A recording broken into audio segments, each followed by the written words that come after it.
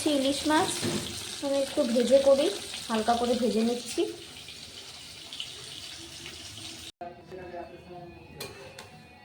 ইলিশ মাছের ঝোল রান্না করছি, কালো জিরে কাঁচা লঙ্কা ফোড়ন দিয়ে জল দিয়ে দিলাম, গরম জল। তারপর সর্ষে বাটা হচ্ছে জলে, গরম জলে ভিজিয়ে রেখেছিলাম লবণ দিয়ে, ওটা দিয়ে দিলাম, দিয়ে একটু জাল করে মাছটা ছেড়ে দিলাম। এখন ফুটবে এটার সাথে, এখন নামিয়ে নেব। লবণ দিয়ে দিয়েছি, হলুদ দিয়েছি।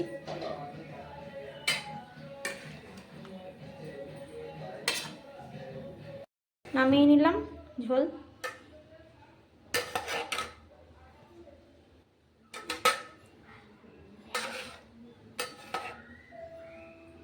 কালারটা বোঝা যাচ্ছে না ভিডিওতে।